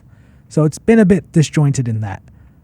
What I kind of love about this is the story keyword that we're continuing with Cody Rhodes, that we're telling with the undisputed WWE champion. He is working his way backwards through eras of WWE. He has overcome Roman, who has been the guy for the better part of the past decade. Now he has to overcome John Cena, who was the guy for the decade before that. Perhaps we get a trilogy where he has to beat the guy who is the draw before him in The Rock next year at WrestleMania 42. I think that's the kind of next level storytelling that we're getting with this feud that we have come to expect after what was arguably the greatest main event in WrestleMania history last year with all of those run-ins. I mean, you can't watch that and not do the Rock, forearm goosebump thing if you're a wrestling fan. So it has been a bit mid. I have very high expectations from a storytelling standpoint. I don't necessarily know who to pick here. Cody is as over as they come. He is the guy, merch, fans, everything is awesome about him. But does the Cena heel turn work if he doesn't win? At some point. Now, could you say he has to keep chasing and he becomes delusional and desperate and things deteriorate as his retirement tour goes on? Sure. But I do kind of think John Cena has to win here in order to really hammer home the point that he's a heel for the first time in 25 years. Yeah, it's hard to see why Cody should keep the belt, unless there's some crazy swerve and Cody's the heel or something. I can't figure out why Cody should be the guy leaving WrestleMania with the title. Robert, is there a reason why you would think Cody would win this, or is it just a foregone conclusion that somehow we're getting to Cena breaking Flair's record and leaving Mania as the champion? No, I think Cody wins. I really do. I think, wow. I was there for I think, and Anthony, you referred to it as mid. I think if there's one section that wasn't mid, it was the two of them face to face in London at Raw. I was there for that. And all of a sudden, I just started to realize what they've done here is they've revitalized Cody as a babyface. And there was a great point on Ariel's show a few weeks ago where they spoke about, as a babyface, the thrill is in the chase. You're never stronger than when you're going into your big match. And I think actually they've kind of maybe given us an exception to that, because I think they've made us believe in Cody again. And I don't know if you saw, they put out a video package on SmackDown, I think, about Cody Rhodes as champion, this kind of one-of-a-kind thing, showing him meeting the kids, finishing his story. And I just thought, yeah, they've done it. We are all morally rooting for him again. He's the guy we believe in. We want him to win, on that emotional level. We want him to save wrestling. And I think that's what happens. I really think he does it, and this is about coming up. It's about making a big story for him again, because like you say, how do you top what happened last year? Now, I don't know if they top it, but I think this is at least getting somewhere near that. I think it's more important to do something for Cody in the long term than it is for Cena. You've got lots of other things you can do for Cena. You've already done that fantastic heel turn at Elimination Chamber. I flip-flopped around, but I really think it's going to be Cody. And listen, you make a great point. So I can't even say that it's not. It's just, it seems to me like they've made it a point to rewrite history over the past couple of years. And whether it was Gunther rewriting an IC title, we've had tag championships being the most times the tag team has won with the Usos. We've had Roman Reigns and his amazing streak and how long he held that belt. It seems like rewriting the record books for this era has been a key. And you do that by making Cena pass Ric Flair and saying he's our guy. Because in the grand scheme of things, as great as Flair was never their guy.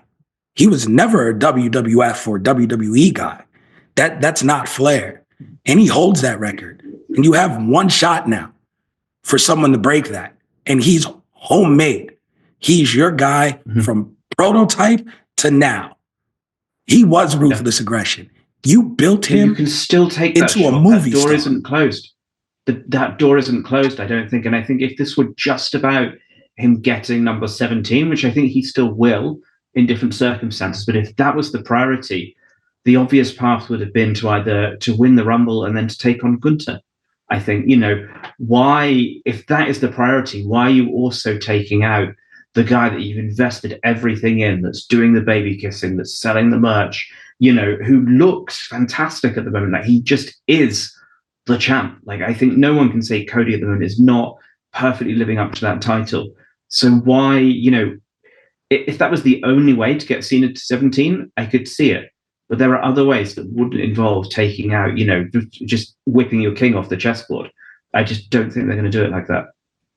Makes sense. Cam, where do you stand on this? Is it still Cody's time? He's held the belt for a year. I feel like everyone's holding the belts for a year now. Like Triple H kind of got a problem, like where he doesn't like taking belts off of people. But is it time? Has it run its course, or is Robert right? Like, you know what? Cena can wait. There's other moments. Outside of this heel turn, the two most interesting things to me that Cena's done basically over the last decade is get ran through by Brock Lesnar and get ran through by Roman Reigns. I think the most interesting thing that could happen here would be for him to dominate Cody, and just beat him down, and to have Cody finally fight from underneath and about to win, and then, I don't know, Travis Scott or the Migos or The Rock or somebody finally puts Cena over the top. But to have Cena really steamroll him, and really just be dominant in a way that kind of leaves your mouth hanging, I think that would be the most interesting thing. Like you said, Cody's QB1. He's been doing it all. He's told me, he's modeled himself as a champion after what Cena's done. I think that, man, I got to take some time off sometime, right? Cody taking a small break and have Cena just be the guy throughout the early summer, through the summer, and just really be dominant, I think would be really a way to solidify Championship 17 as not just something he was owed or given, but something he earned by doing something different. And I also think that a 1 month or 2 month run as Title 17, I don't think that really has the effect. I think Mania is the place to do it. And I think the most interesting, like I said, would be for him to really just beat Cody down in a way that hasn't happened in a long time. And then when Cody comes back, that's what he's fighting back through to once again get him as hot as he's been. I mean, he's hot now.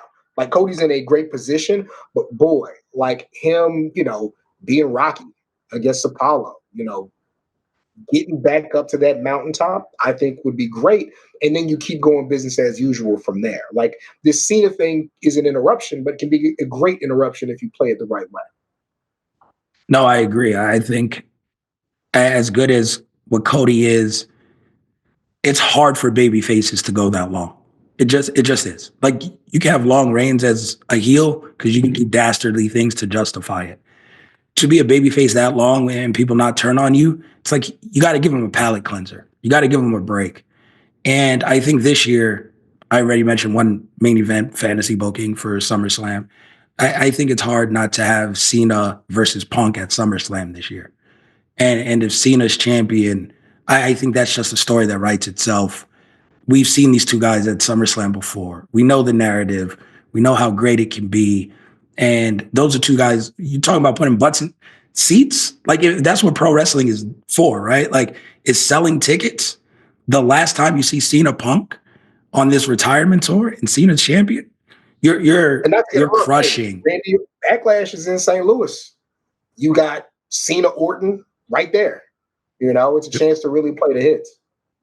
Yeah, we didn't even talk about Orton because man don't got an opponent. The other thing completely skipped that. Cody's going to be there. He's not going anywhere. And we just had a 2-year stretch where he won the Rumble twice, he lost at Mania, and then when he finally got over the hump at Mania last year, it was huge. So if he loses, he's still going to be red hot when he comes back. So Give him a breather for a second. We can wait. And we've talked about Mania moments. We've touched on it. Think about The Undertaker when he lost. The stunning reaction from the crowd. Is there anything else on this card that would be more stunning than Cody Rhodes losing?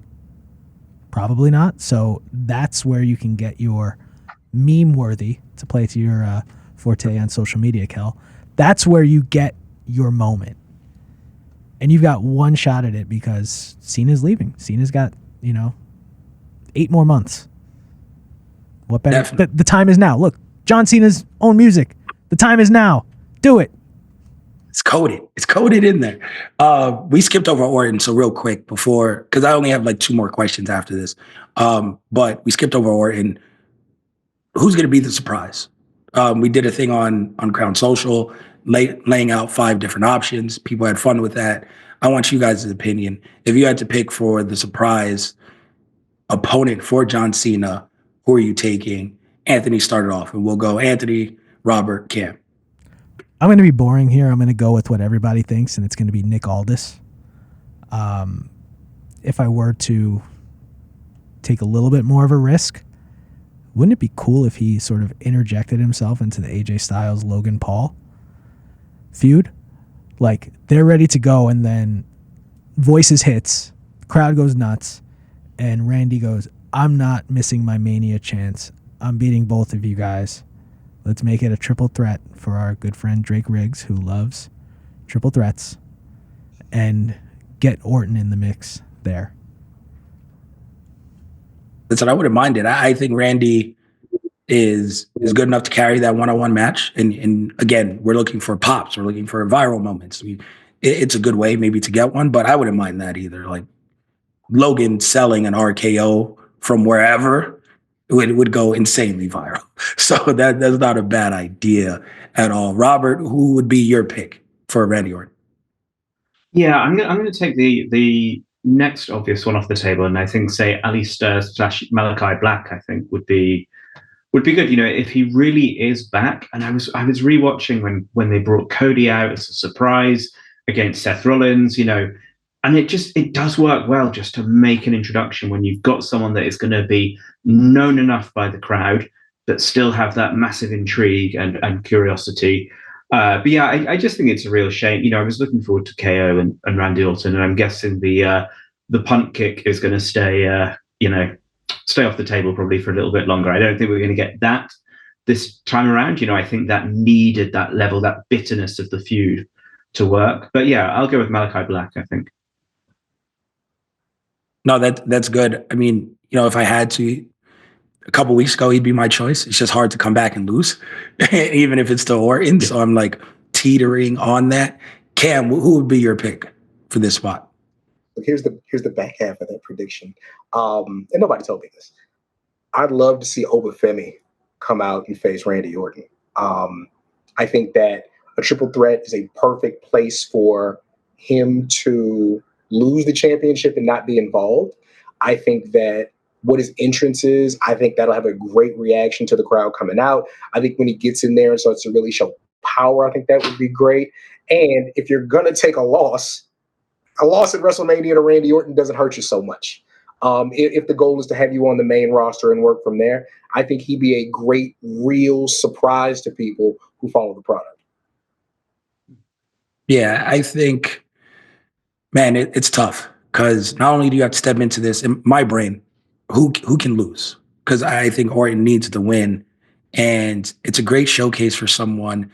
And I'm just going through of like who's respected, who can you really put over.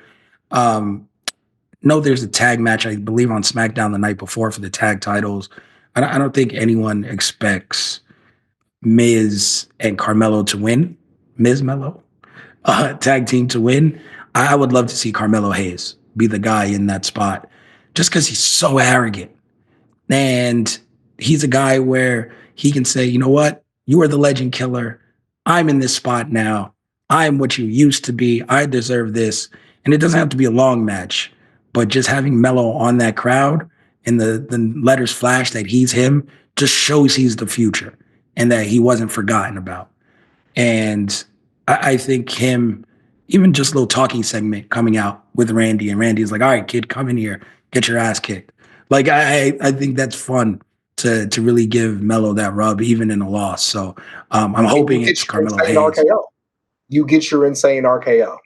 Yeah, they can put on. Yeah. He's getting spiked on his head. Yeah, 100%. Malachi Black would be amazing though, right? Like him coming back, that entrance. There's one thing Trips loves. It's an entrance. And that entrance, him coming back as Aleister Black, is tailor-made for WrestleMania. And people would pop. And it'd be like a kind of handshake respect thing if Malachi lost. And it's like, all right, you're good. Nice to have you back.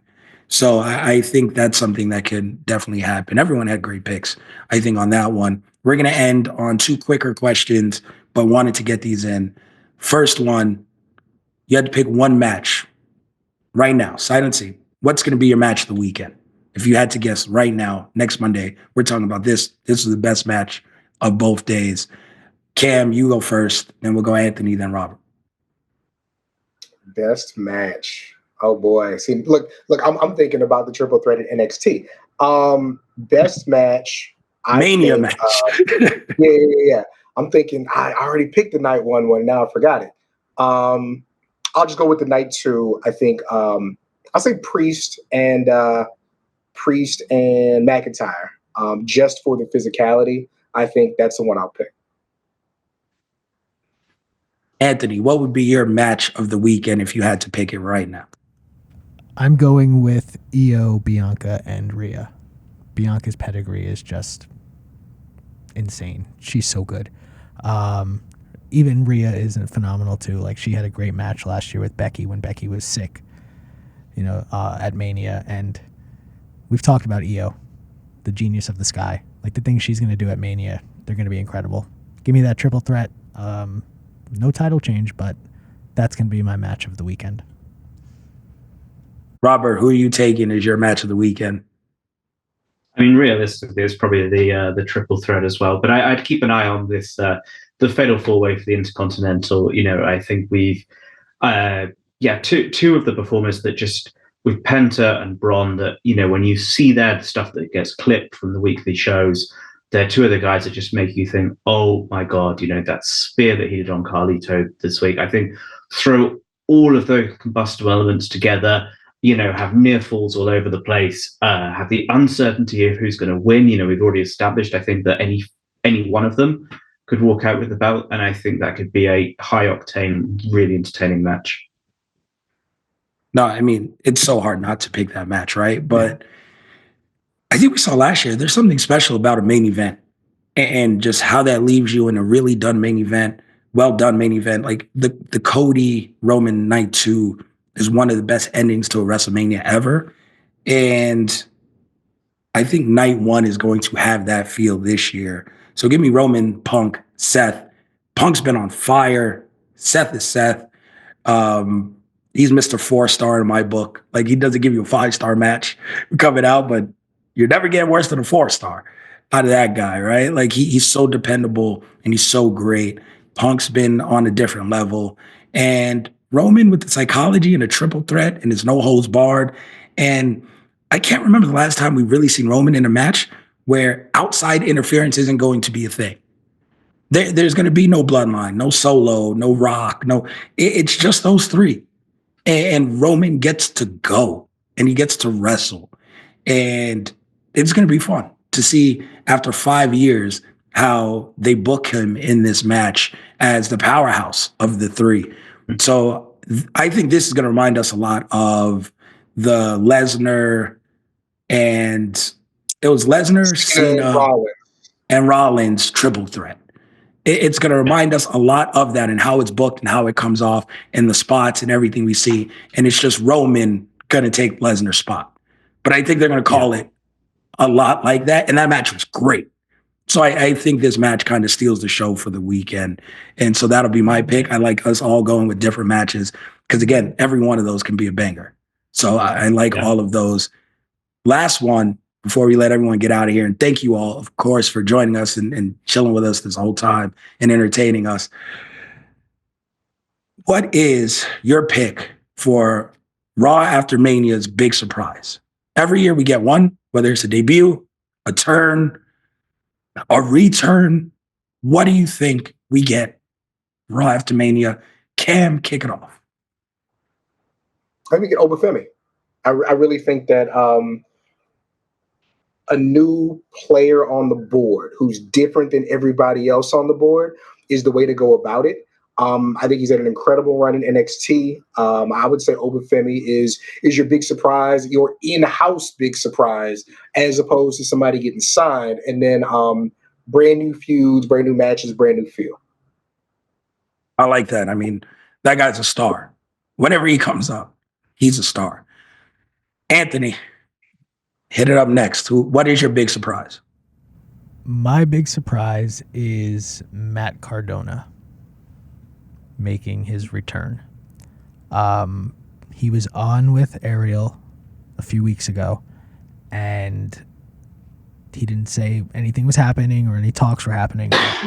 I think when we look at what has happened with Cody Rhodes over the past decade and how he reinvented himself and played that or made that playbook, and Cardona followed it and is doing really well, I think he can immediately come in and be an impact player. And sort of we talked about him winning the IC title and then losing it the Raw after Mania. Well, how cool would it be if he gets his big comeback moment at the Raw after Mania? That would be my pick. I would love to see it. Love Obafemi coming up too. That would be awesome.